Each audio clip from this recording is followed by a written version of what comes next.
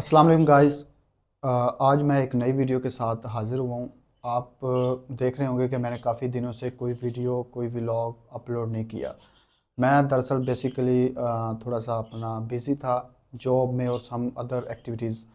सो आज मैंने सोचा कि मैं एक वीडियो बनाऊँ ताकि जो मेरे भाई हैं या जो ग्रेजुएट्स हैं, जो फ्रेश ग्रेजुएट्स हैं या जो ऑलरेडी मार्केट में जॉब कर रहे हैं, ताकि उनके लिए एक गाइडेंस के तौर पर ये वो इस वीडियो को देख सकें।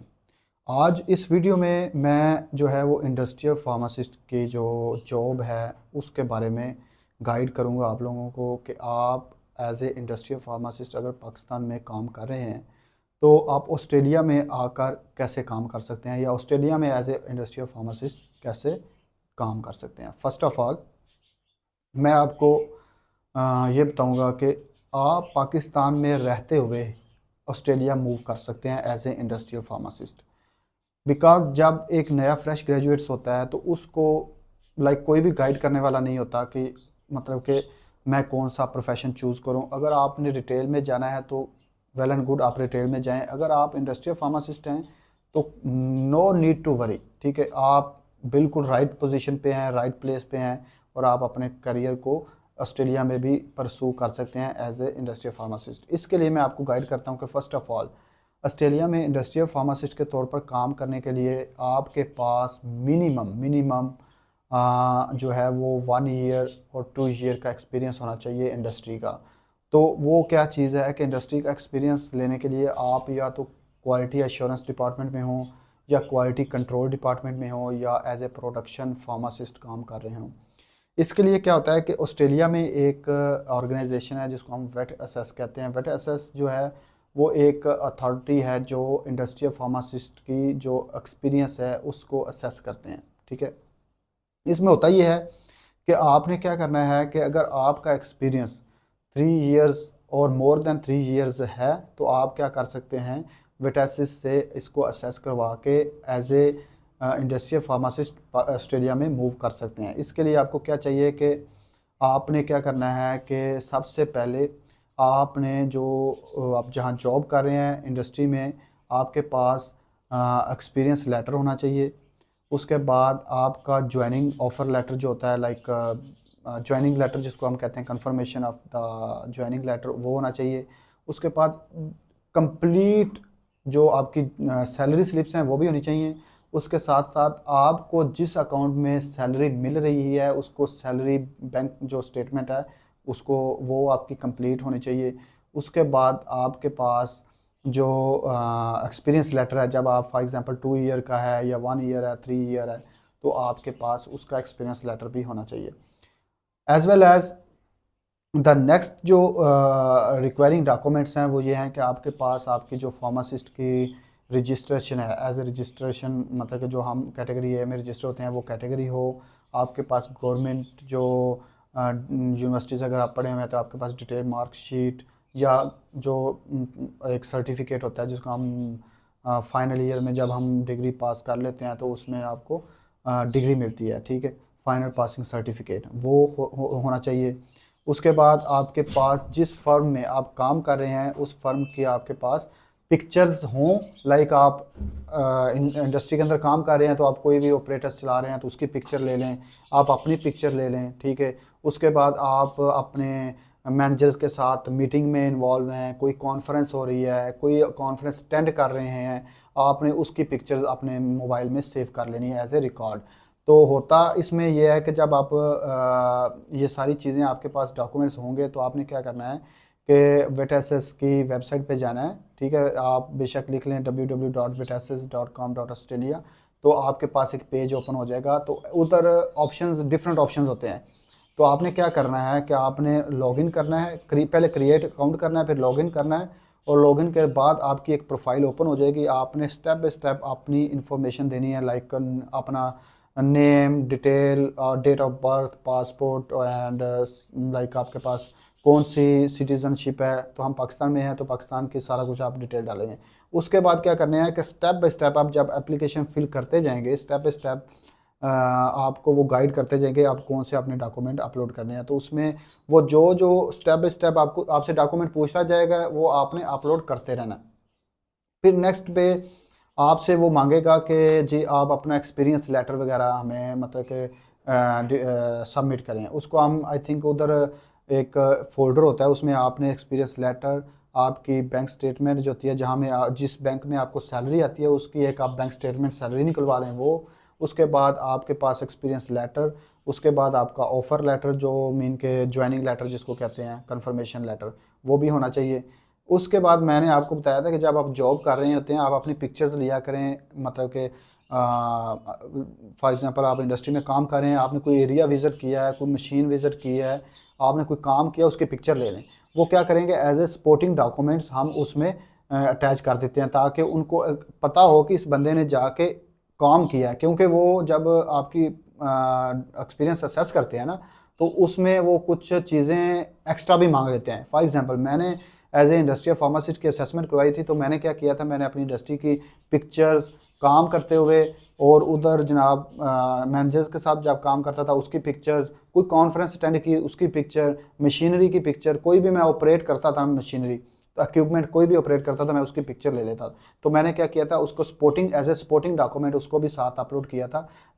इसका मकसद ये होता है कि बाज़ औक़ात क्या करते हैं आपकी सारे डॉक्यूमेंट्स कंप्लीट होते हैं, सब डॉक्यूमेंट कंप्लीट होते हैं, तो बाज़ औक़ात वो क्या करते हैं कि वो कॉल नहीं करते, वो जस्ट कह देते हैं कि जी आपने उधर काम किया है, हमें उसके जो काम करने के दौरान आपके पास पिक्चर्स हैं वो हमें सेंड करें। ठीक है, आप अपनी फर्म की पिक्चर सेंड करें, वो फ्रंट जहाँ पे आप काम करें उसकी पिक्चर ले लें एक। इस तरह करके मैंने सारी पिक्चरें मंगवाई थी और मेरे पास मौजूद भी थी कुछ। ठीक है, वो मैंने अपलोड कर दी थी। नेक्स्ट मुझे जो एक ट्रबल फील हुई थी वो ये थी कि जब मैंने एक्सपीरियंस लेटर सेंड किए थे उन्होंने मुझे एक मेल की थी कि जी आप हमें एक्सपीरियंस लेटर जो है ना हमारे फॉर्मेट के अकॉर्डिंग दें।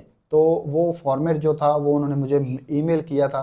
उस ईमेल के अकॉर्डिंग मैंने क्या किया था, फॉर्मेट मैं इनके डिज़ाइन किया था, फिर मैंने अपना इंडस्ट्री से जहाँ जॉब करता था उनको सेंड किया, उन्होंने फिर वो सारा फिल करके जो है मुझे दिया था उस फॉर्मेट के अकॉर्डिंग। उसमें ज्वाइनिंग डेट, आपका name, date of birth, CNIC number, उसके बाद working hours. Working hours is very important because आपको अगर एज ए ट्रेनी या आप एज ए इंटर्नशिप मीन के एक्सपीरियंस डालेंगे वो आपका असेस नहीं करेंगे। इसलिए आप जो एक्सपीरियंस लेटर बनाएंगे उस पर हमेशा ऑफिसर का नाम जो है ना वो यूज़ करना है आपने, मीन के ऑफिसर या असिस्टेंट एग्जेक्टिव अगर आपके अबव पोस्ट है तो वेल एंड गुड। अदरवाइज़ आपने कोई ट्रेनी या कोई इंटर्नी का नाम साथ टाइटल नहीं यूज़ करना, अदरवाइज़ वो आपका जो एक्सपीरियंस है वो असेस नहीं होगा। क्योंकि मुझे ये प्रॉब्लम आई है, मैंने मेरा जो है ना वो 1 साल का एक्सपीरियंस जो है ना इसी तरह जो है ना वो उन्होंने एग्ज़ाम जो कर लिया था। तो इसलिए मैं आप लोगों को ये सजेस्ट करूँगा कि आप लोग हमेशा जब भी सर्टिफिकेट बनवाएं एक्सपीरियंस सर्टिफिकेट, उसमें एज ए टाइटल इंटर्नी का या जो आप समझें कि ट्रेनिंग ऑफिसर के नाम पे कोई भी टाइटल आपके एक्सपीरियंस में नहीं होना चाहिए। Second, working hours. Working hours हमेशा आपके 38 आवर्स इन अ वीक से ज़्यादा होना चाहिए। तो आई थिंक इन पाकिस्तान में ज़्यादा ही होते हैं, मोस्टली 38 से कम नहीं होते। उसके बाद फिर आपकी सैलरी आपके करंट जो करेंसी है उसमें होनी चाहिए, मीन के डॉलर में बेशक ना आप करें, लेकिन पाकिस्तान में जो आपको करेंसी मिलती है तो वो क्या करते हैं मंथली नहीं करते, वो एनम पर एनम के हिसाब से चलते हैं।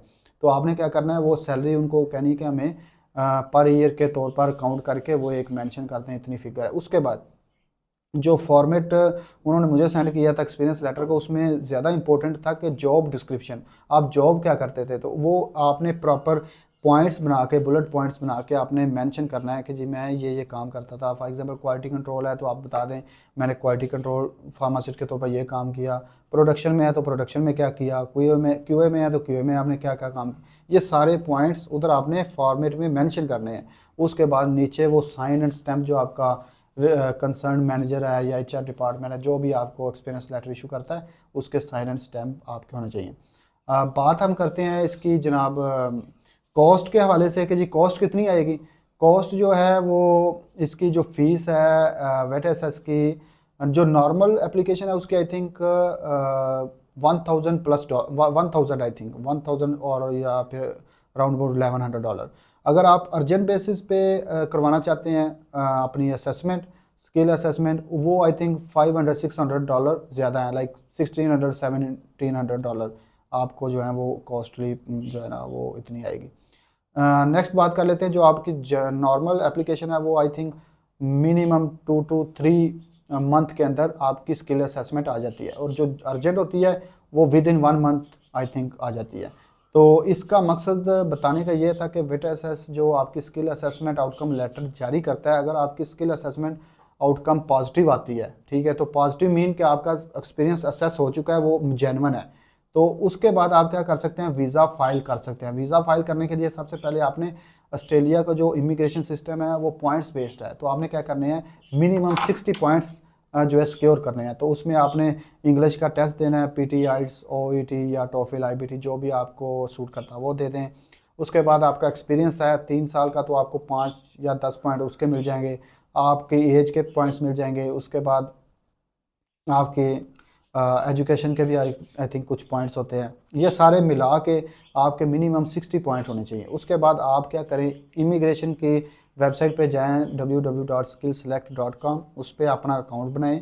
अपना अकाउंट बनाने के बाद जब अकाउंट बना लेंगे तो उधर क्या आएगा, वो स्टेप बाय स्टेप आपसे मांगेगा इन्फॉर्मेशन के आपकी इंग्लिश लैंग्वेज में क्या स्कोर है। आगे जाएंगे तो आपसे स्किल असेसमेंट के बारे में पूछेगा कि इंडस्ट्रियल जो आपने करवाई है उसका रेफरेंस नंबर डालें। जब आप वो स्किल असेसमेंट आउटकम लेटर लेते हैं ना, तो उसमें एक रेफरेंस नंबर आता है, वो आपने पुट करना होता है, और आपका जो कोड होता है वो कोड भी लिखा होता है, वो भी आपने उधर पुट करना होता है। उसके बाद आपके एकेडमिक डॉक्यूमेंट्स में यूनिवर्सिटी की DMC और जो फाइनल ईयर पासिंग सर्टिफिकेट होता है वो मांग लेंगे। उसके बाद आपके पास अगर तो हाँ, अगर आपको एज ए फार्मासिस्ट आप करंट जो कंट्री है उसमें रजिस्टर्ड है तो वो भी आपके पास होना चाहिए, वो भी अपलोड कर सकते हैं। तो ये था, this is all about industry of pharmacist, के हम कैसे माइग्रेट हो सकते हैं ऑस्ट्रेलिया में। तो ये था लाइक एक लमसम प्रोसेस। अगर आपको स्टिल अगर आपके माइंड में कोई क्वेश्चन है as a regarding industry of pharmacist, तो मैं अवेलेबल हूँ। डिस्क्रिप्शन में मेरा कॉन्टैक्ट नंबर और ईमेल मेंशन है, आप इसके थ्रू मुझे रीच आउट कर सकते हैं। तो I will guide you and I will answer your all the questions do you have in the mind. So this is all about, thank you so much, और इंशाल्लाह मेरी इस